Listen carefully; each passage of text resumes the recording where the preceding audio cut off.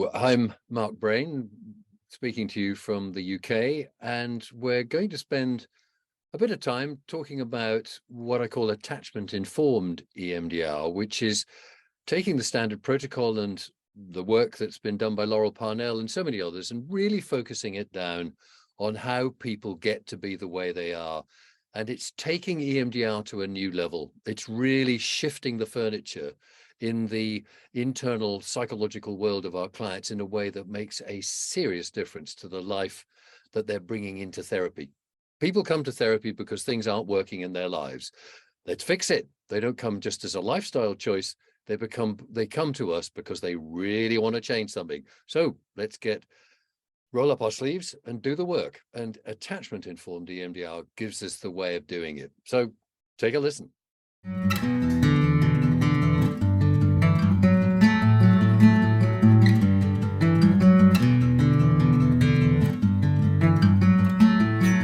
Mark Brayne, welcome back to the Art and Science of EMDR, and thank you so much for joining us.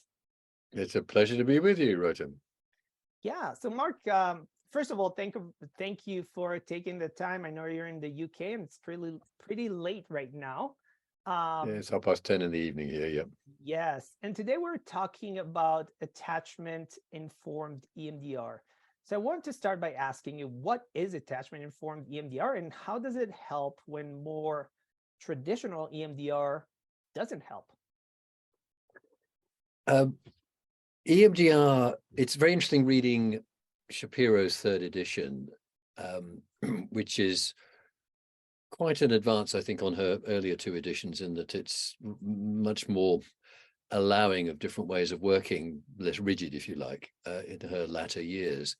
But it is striking how little reference there is to attachment. And I think in the last 10 years, even in the last 5 years in the EMDR community, the understanding of attachment has absolutely taken off. Now, the understanding of attachment go back a long way, many decades back to John Bowlby and Mary Main and Winnicott in the 50s and 60s.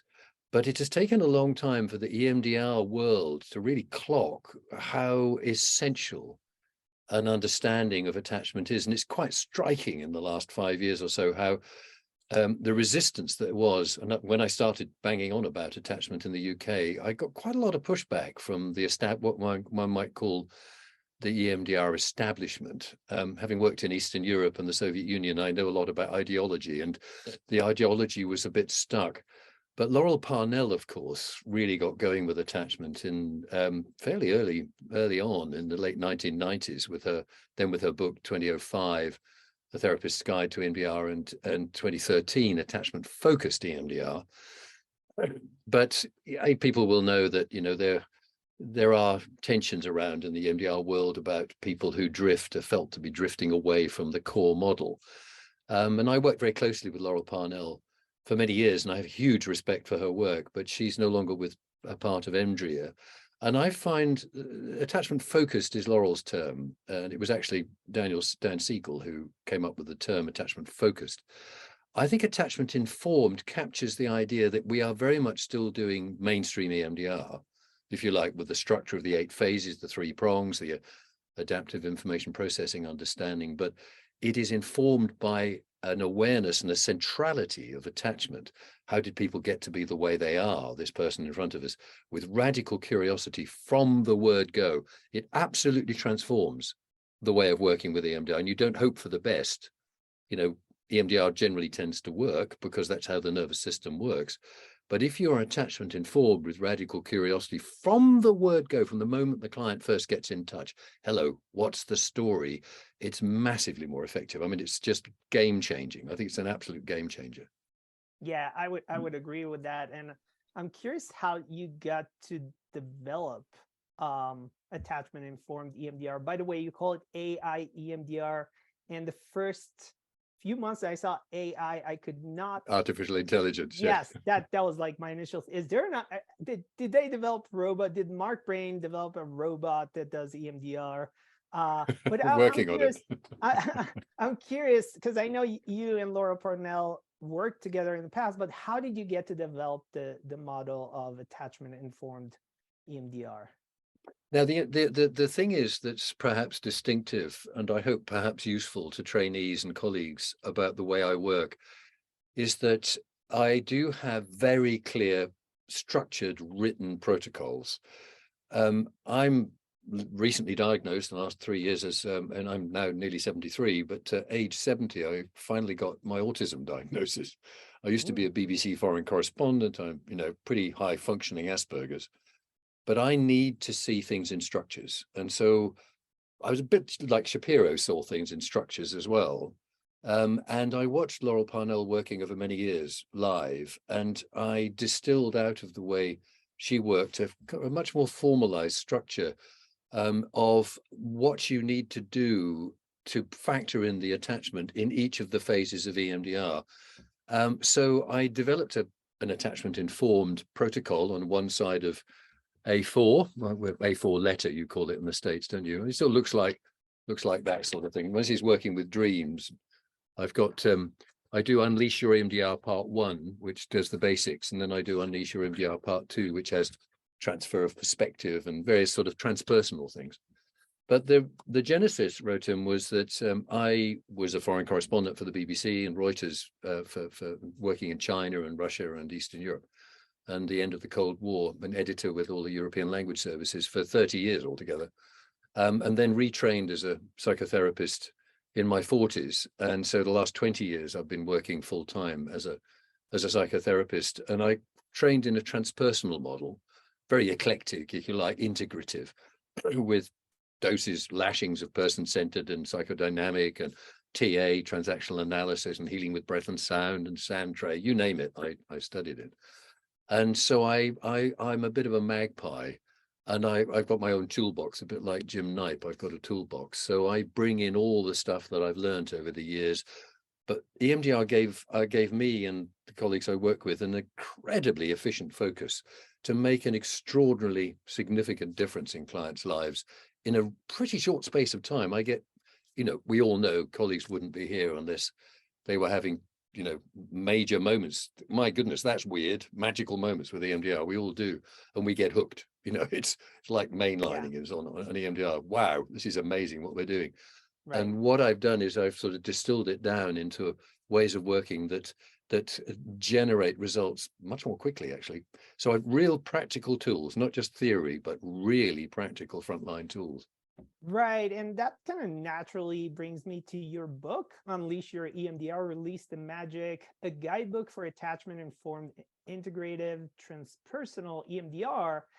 And the book is different than other EMDR books. It's very practical, full of useful ideas that we can all test in our practices, and explains in very simple form some of the key elements of what you've found, Mark, helpful for working with clients who are more complex and more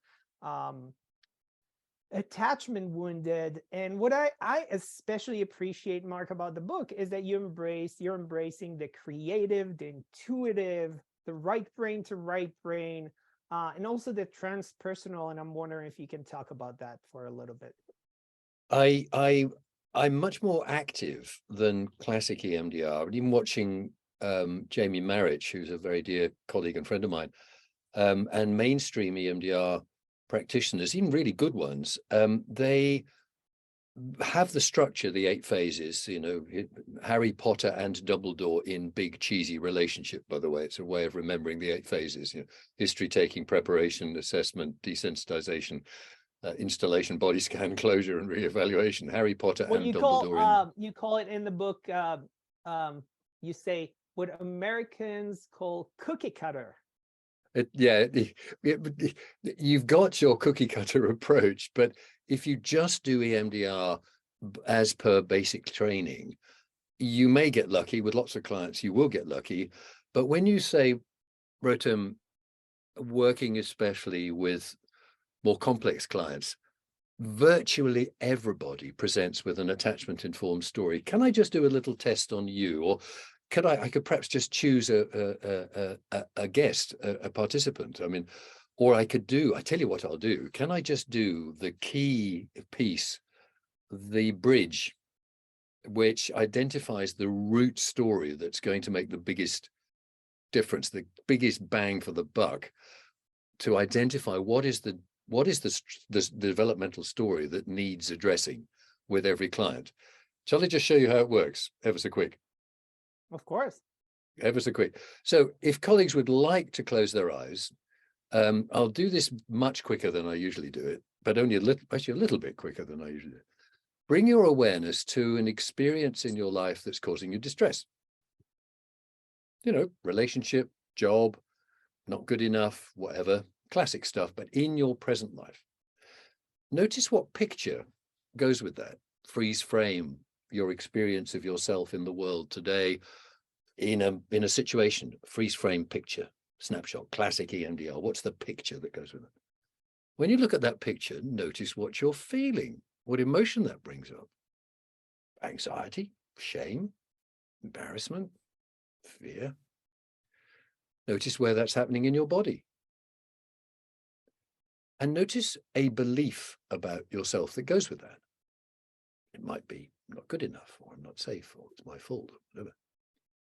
The world's not safe.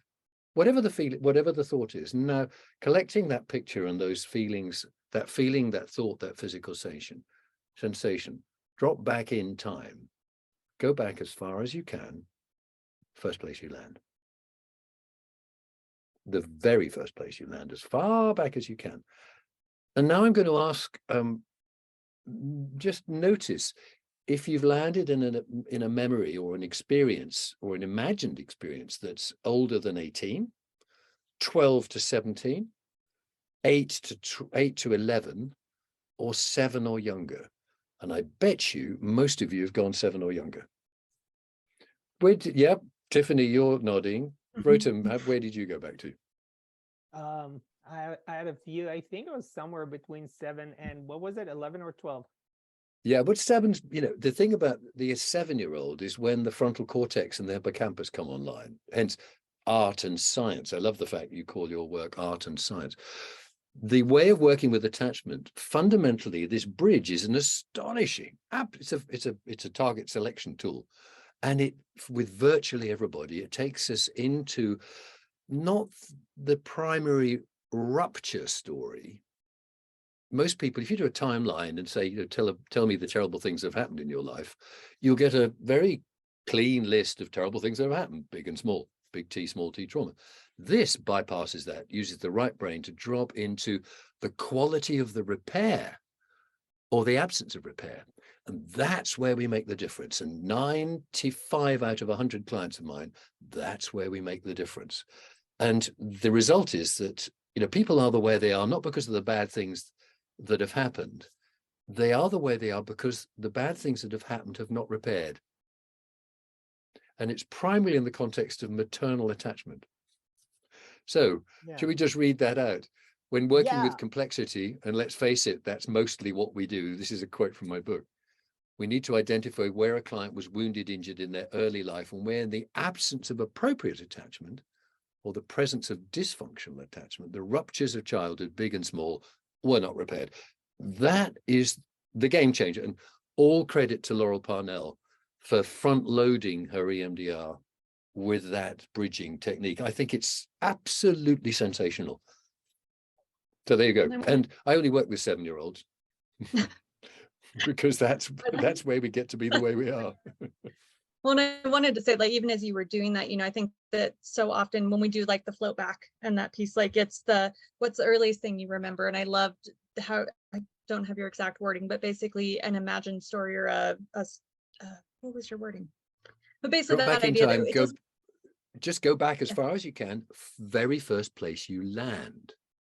You're not asking them to think about their story because the left brain has come to a whole load of conclusions. The left brain is often the problem. You know, the left brain has worked out how the world works, but it's so often wrong, you know, CBT and cognitions and so on. You know, it's my fault or I'm not good enough. These are actually false beliefs, aren't they? But they're the beliefs that come out of early attachment-informed experience, where the infant in the relationship in the family system, and primarily with mother and then with father, has to be bonded to the primary attachment figure. Otherwise, they get eaten by a hyena. That is the fundamental survival response. And if that attachment is compromised in any way, which it is with most of us, because, you know, most parents screw their childs up. Do you know, by the way, the poem of our poet laureate? Do you know it? The most famous one of the most famous poems in English. I'm going to use a swear word at the moment. Really sorry. I hope people aren't offended. But it goes like this, and it's that, Mark. I was like, not here. You're good. Philip Larkin, and it goes like this: they fuck us up, our mum and dad. They may not mean to, but they do. They fill us with the faults they had, and add some extra just for you. But they were fucked up in their turn by folk in old style hats and coats, who half the time were soppy stern, and half at one another's throats. Man hands on misery to man. It deepens like a coastal shelf. Get out as early as you can, and don't have any kids yourself. You know, I think that could be the mantra of EMDR, because basically that's what we target and shift. So very briefly, you've got Harry Potter and Dumbledore in Big Cheesy Relationship. That's the 8 phases of the standard protocol. That's the fundamental architecture of EMDR, which all of us know and use. It's brilliant. I add on, Charlie Chaplin recognizes that attachments are seriously salient. Charlie Chaplin is case conceptualization, recognizes proactive imaginal resourcing. Laurel, thank you, Laurel Parnell, for this brilliance as well. Again, nurturing figures, protector figures, wise figure, and as well as a special place. Charlie Chaplin recognizes that. Target identification, attachment informed, you use the bridge. Proactive bridge, not floatback. I hate the word floatback, because it's sort of a disembodied thing. You know, bridge is solid either side of the Golden Gate. That's the metaphor that I use. Charlie Chaplin recognizes that target identification, attachments, that's appropriate activation. You will all know that NCPC VOC, emotion SUDS body, can often knock EMDR sideways. And if you're working with early ego states, what's a cognition? What's a number? And the modified protocol is image, emotion, body, belief, just like we did it. And again, Laurel Parnell, all credit. Charlie Chaplin recognizes that attachments are, then R is rewiring. In phase 4, we actually proactively rewire. We get the story. We don't just hope for the best, but we actually proactively repair and rewire. Seriously salient is session structure. I never have an incomplete session. Can you imagine? I never have an incomplete session. I may have an incomplete target, a story that we'll come back to next week. But I always come back over the bridge to the present and make the past explicitly relevant to the present. All of you started out in that little exercise we did with something in the here and now. We go into the past, sort it out, and then we bring you back to the here and now to check how you're doing. And we do a future template every single session. Wow. I think it's revolutionary. I really do. It's crazy the impacts that we get. Anyway, long answer to a short question. Yeah, you mentioned case conceptualization, and in the book you do talk about case conceptualization. So you're saying that good case conceptualization involves much more than merely identifying diagnosis, depression or anxiety, for example, or OCD or dissociation or whatever the presentation is. So what does good case conceptualization look like when we're taking attachment into consideration? The question we ask ourselves, we don't ask our client, but we ask ourselves with this radical curiosity from the moment we first meet them, is, how did this person get to be this way? What's it really about? And when you begin to get the hang of this, you can intuit very quickly indeed in the here and now. I was working today, I'm doing a part 2 training at the moment, online training, where I look at intergenerational. So I do EMDR on the mother and on the grandmother, on the intergenerational story that's handed down. And it's incredibly powerful. So IG EMDR, another sort of short form. I also work with dreams. I work a lot. I love working with dreams and the transfer of consciousness or transfer of perspective. But let's just take that's what I'm doing with my part 2, Unleash part 2. Working today with a colleague who had anxiety around needing to write a letter of recommendation to a colleague, and she's got a blank screen in front of her and is stuck, can't write. Now, I have terrible writer's block. My writer, the book that I put on Amazon, taught you there's blood on every page, because I may have been a BBC correspondent, but God, I hate writing. But she was really stuck with writer's block. So what we did is, you're sitting there with your screen. What are you feeling?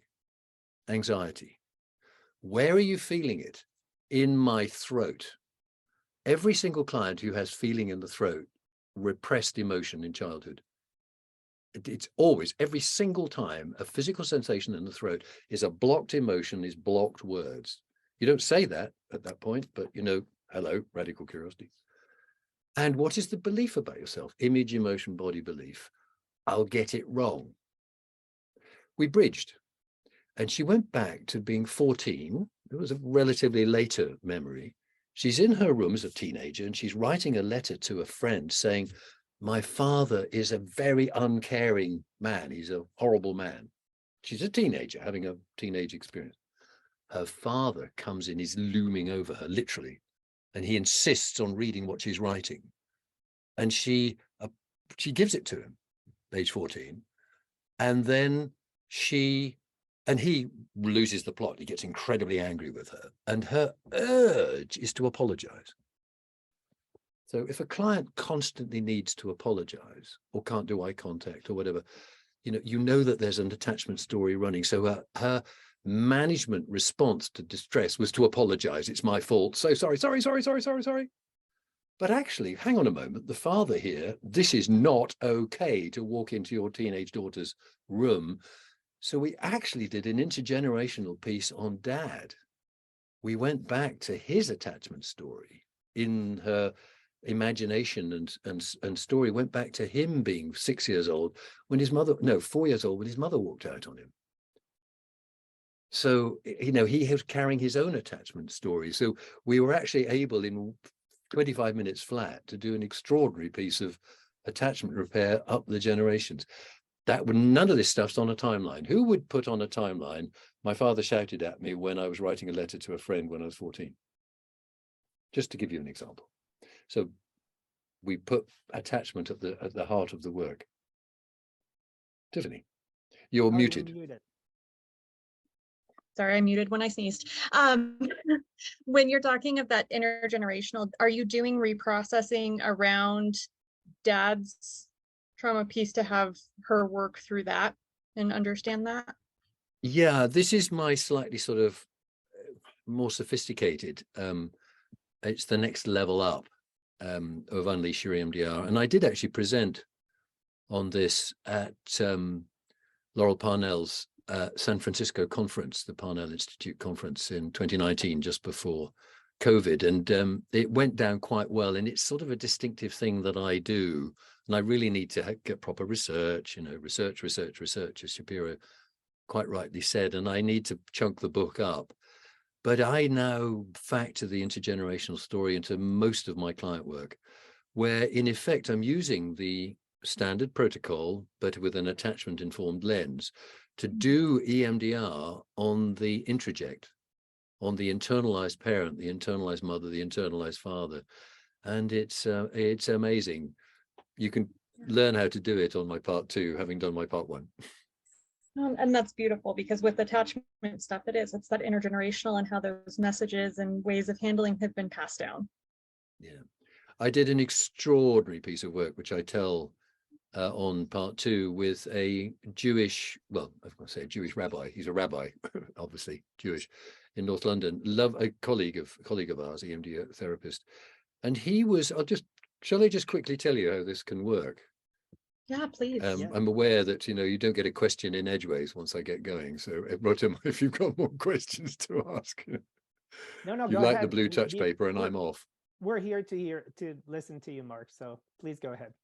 So I'll tell you the story of Samuel's not his name, but he's actually, you know, we developed the presentation together on this.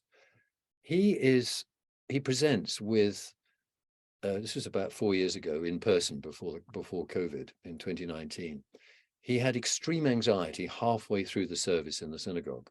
So he's chanting, singing the service, and he gets this crippling anxiety. And we bridged from that. And also he had a physical set, he had a feeling in his body. And I used the shape exercise, you know, the light stream.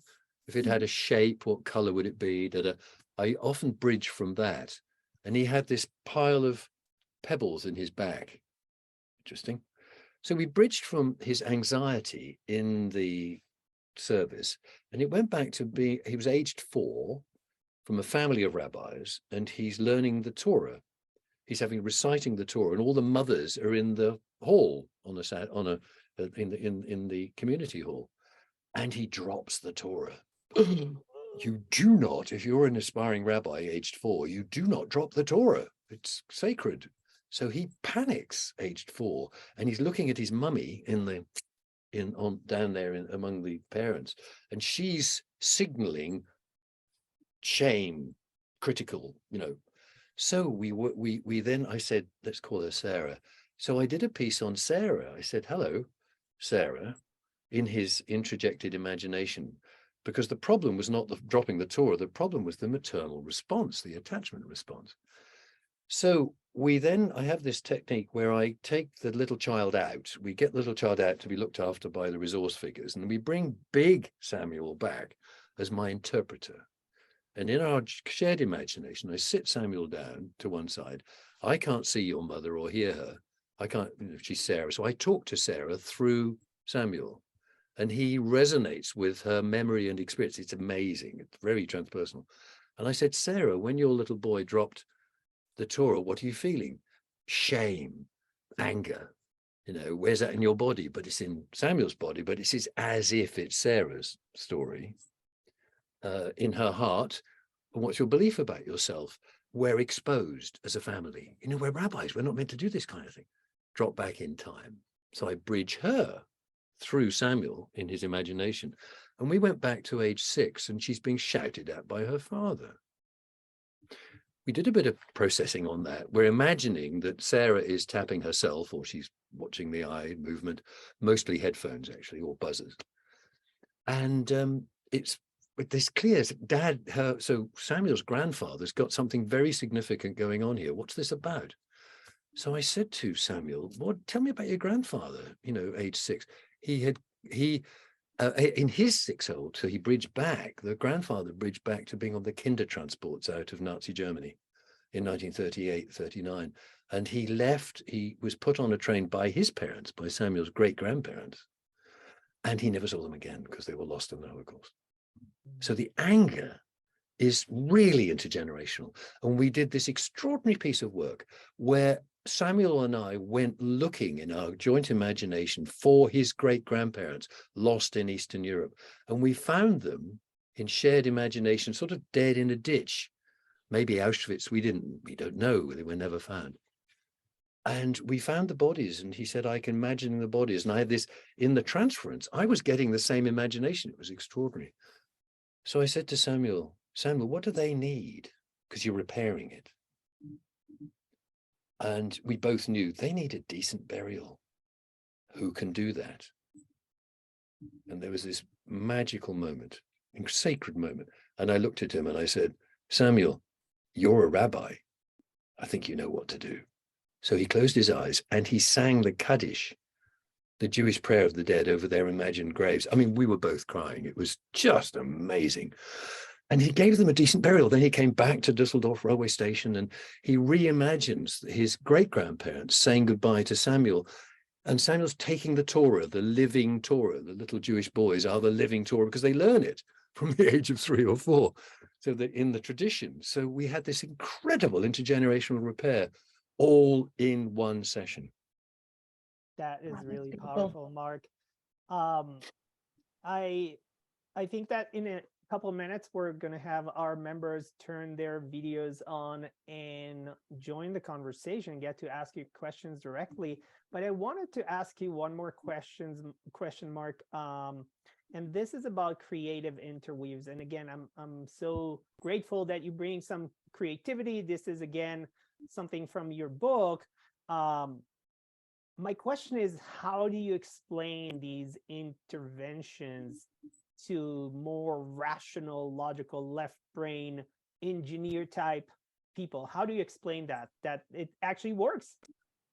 Yeah, so just to read that out, shared creative interweaves can be used to invite the client, if necessary with the help of their resource team, explicitly to fix and rewire, to redo the old stories that have for so long and usually unconsciously compromised the present. What I explain to clients who find this difficult, and yes, you're sort of, stockbroker, you're engineer, all this imagination stuff, it's not real. I point out that in brain science terms, nothing is real. I mean, you experiencing me now, it's all electronically transmitted through the ether and it's on the internet.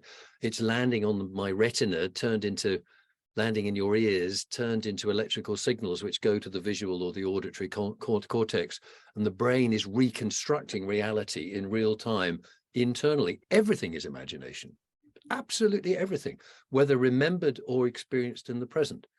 And I do that, you imagine a lemon, just biting into a lemon, and people get a kind of response. So your imagination is real. And the stories that people bring are still running in the present. That's the whole, I like to get away, Rotem and Tiffany, from the word trauma sometimes. Trauma has been a very useful term for the last 25 years, 30 years since Judith Lewis Herman wrote her trauma recovery book and PTSD diagnosis. But when we're working with attachment, we're not necessarily looking for explicitly bad things. We're looking for formative things. How did little tiny Johnny, little tiny Rotem, little tiny Tiffany get to be the way they are? I've got two very small grandchildren. It's hilarious watching them. You can see the internal world building up millisecond by millisecond. And children build internally, intuitively, unconsciously, a frame of reference for how the world works. And if you've got parenting and mothering and fathering, which is compromised, which most parenting is, I refer back to the previous poem, that means that the programs that are referenced when there's incoming information have got a distortion in them. There's a distortion in the field. So somebody will respond, like my client earlier today, with a kind of, I'm going to get it wrong. When she's just writing an email to a colleague. There's a core belief that's running. How did she get to be that way? Because she was made to feel wrong by her father and her mother. Mother didn't resolve it. And that piece of dysfunctional programming hasn't been metabolized for many decades. So we get in, find that story and turn it. And we don't just hope for the best. So the interweaves, we can have a video interweave to put a context. We can have obviously you've got your Socratic interweaves. I've got a WTF interweave, a what the interweave, which is great fun, where a parent is grossly letting a child down. And I did a WTF interweave on Dad, where I said, excuse me, Dad, you don't walk into a 14-year-old bedroom. You just right. don't. And just to clarify, demand. Mark, that's you, Mark Brayne, the therapist, entering into the scene and telling Dad what the fuck, right? That's the WTF. You don't try this one at home. You've got to know what you're doing, because what you mustn't do is fix stuff for the client. You're working with the child ego state, with the formative stories via the adult.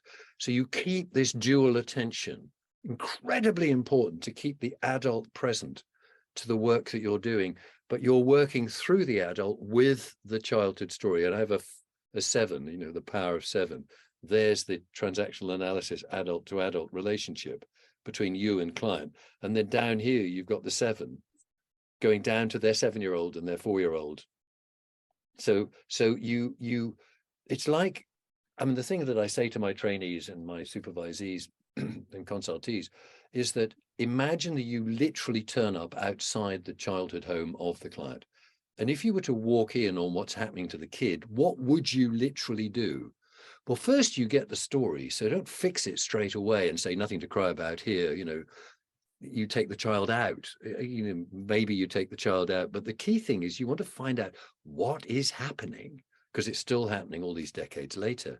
And that curiosity around the need for literal repair, metaphorically, literal metaphor, I know it's a tautology, but that informs the kind of interweaves I use. I make the point that in every processing session, there's a tipping point where you process, you unpack, you reveal, but then there's a point where you need to do something about it. And this is the proactive piece of attachment-informed EMDR, which differentiates it from standard protocol. Standard protocol, you hope for the best. You hope you're going to get lucky. A lot of the time you do, but with complexity, you often don't. So before the session is over, you want to say, the other brilliance of Laurel Parnell is the interweave is, what does that child need? What needs to happen? Who can do that? Who can make that happen? Would you like to imagine it? So you actually change the past as it's running, as the narratives are running in the client's internal system. And they come back to the present, and the old drama has lifted, the spell has broken, and they'll just perhaps finish on this one, Rotem. Release the magic, unleash your EMDR, release the magic. We all know, sotto voce, keep it quiet, that EMDR is magic, but it's only magic in a neuroscientific sense, that you've got spells. This is the language that was used for millennia, but basically dysfunctional memory networks, dysfunctionally networked memories, which Shapiro identified in her books and her understandings. And we're lifting the spells, we're spellbusters. We are actually shamans. Whisper it quietly. That's the work we do. It's the work that's been done by shamans through the millennia. Agreed. So there you go. 100%. History. Okay, we're going to invite our members to turn their videos on and unmute themselves in just a minute. Mark Brayne, I want to thank you for being again a guest on the Art and Science of EMDR. Great pleasure. Thank you both very much indeed.